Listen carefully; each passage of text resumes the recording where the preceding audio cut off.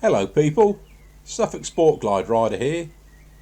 In all my videos, please remember I'm not a professional filmmaker or videographer, I'm purely an amateur. But thanks for watching. Apologies for being a bit slow in getting my videos out.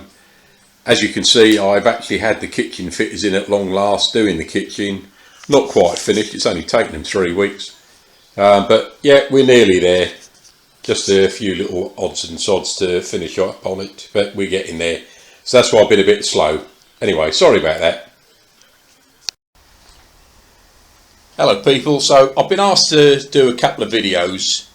One about connecting a charger to the battery, and the other one I've been asked to do is about two-up riding with a pillion. So this video I'll concentrate on that.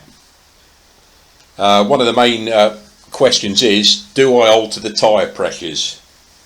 Well, no, I don't. In the past, it's always been the way, if you got heavy loads on the back or pillion passenger, upgrade the tyre pressures to cope with it.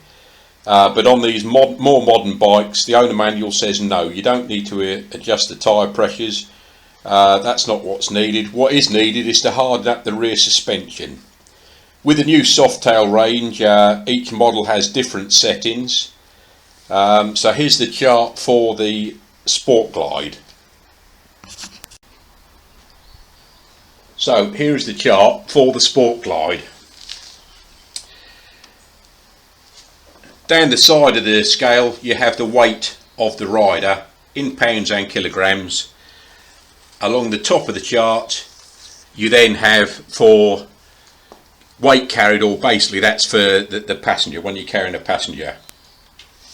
So for me, I'll go at £190, that's between 180 and 200, so I'm on that line, £190, and with a few pounds in the panniers, so that's there it is for zero, a few pounds in the panniers.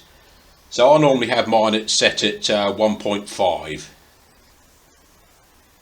However, when I put the girlfriend on the back, I'll wind it all the way up to 4.5. You know, it does depend on the weight of the girlfriend. Hopefully, if you've got a light girlfriend at around the £80 mark, you just come down the chart from there to where you are, 3.5, 4.5. My girlfriend's a little bit heavier than the £80, but yeah. So I'll set it at 4.5 roughly. 4.5 is there.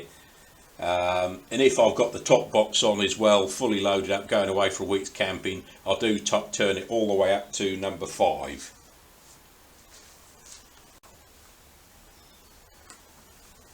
As we know, on the Sport Glide it's easy to do, because on the outside of the bike, right hand side panel, we have the big knob here. You probably can't see it on the camera from there, but I've got it set at 1.5 like I said. And you just turn the knob and turn it all the way up to 4.5 or 5 when your pillion's on there, and the weight of the luggage, depending exactly what you're carrying. So that's the suspension and tyres taken care of. Now some general things to talk about. I've made some notes, or I'm bound to forget something. If you've never ridden with a pillion before, you will find a big difference. Suddenly you have an extra weight on the back, especially going around corners. It makes a big difference. If you've never ridden with a pillion before, try riding with a heavy rucksack on your back. That'll give you some sort of idea of the wife, girlfriend holding on to you as you're riding along. Start off with or you could strap it to the seat even. Strap it to the seat, strap it to the back. If you got the top box, start putting stuff in your top box, and just practice riding with that a few times. Give you an idea of what it'll be like having heavier weights. Because obviously the heavier weight on the back, although you've adjusted the suspension, it could well make the steering a little bit lighter. So you've got to be wary of those sort of things. It does affect the handling. So first question to ask yourself, has the pillion got any experience of riding pillion? If they're a total newbie, they're probably going to be quite nervous, depending on how much they trust you. Not only do you have extra weight on the back of the bike over the rear wheel, a fair bit of that weight, the upper body, helmet, etc., it's all quite high up. A lot of that weight's going to be up here. So it's not as low down as having it in the top box or strapped to the seat. It's fairly high up. They need to be told they need to sit upright in the seat. Just stay upright in the seat and just gently lean with the bike as the bike goes, and stay level with you as the bike goes. If they suddenly lean more than you as you tip the bike over, you could suddenly be scraping the pegs when you don't want to be that far over. And if they try and stay upright as you go around a bend, you won't be going around as hard as you'd like, and you could end up in the wrong lane, or even worse, in the ditch. Slow speed manoeuvring with a pillion is the most dangerous time. Once you're moving, things get easier, which is the same with riding the bike solo, really. It's a lot more tricky at slow speed. So at slow speed, things can get a bit wobbly. Your acceleration performance will be slightly affected if you've got another 100, 150 pounds sitting on the back of the bike. Things are a bit slower. In parking spaces on a slope or something that's a bit awkward, don't be afraid to ask the passenger to jump off for a minute while you get the bike in a stable position, and then they can jump back on again.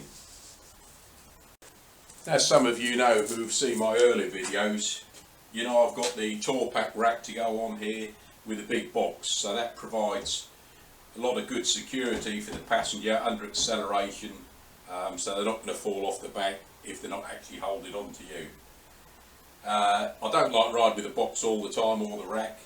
Spoils the look of the bike in my opinion. So I have now got the Harley Davidson backrest sissy bar.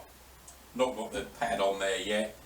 Waiting for the girlfriend to decide what sort of pad she needs, if any. But that again is great to have on there. If I can slide up onto the pillion.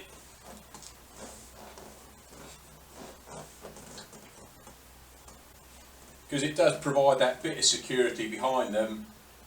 To begin with, they'll be hanging on to you, but hopefully they'll eventually relax, put their hands on the knees, sit up. And having the backrest there, they can also put their hands behind them, grab hold of the sissy bar. So that'll give them a bit of security as well, holding on as you do go around the corners. They're not going to slip and slide anywhere. Going to be nice and safe, holding on there. Very important to make them feel safe, let them know you're in control. Then they're going to enjoy the whole experience, which is what we want. So we love our bikes, but we also want our wives, girlfriends, casual friends, we want them to enjoy it as much as we do. So it's important not to frighten the crap out of them. They will get used to it. Takes a little while with some people, but they will get used to riding. And once they're used to riding, you can have a lot of fun out, days out, weekends out, and they will enjoy it as much as we do. Important to get that enjoyment in, fun for all the family, as they say. So take care, folks, ride safe, and I'll catch you soon.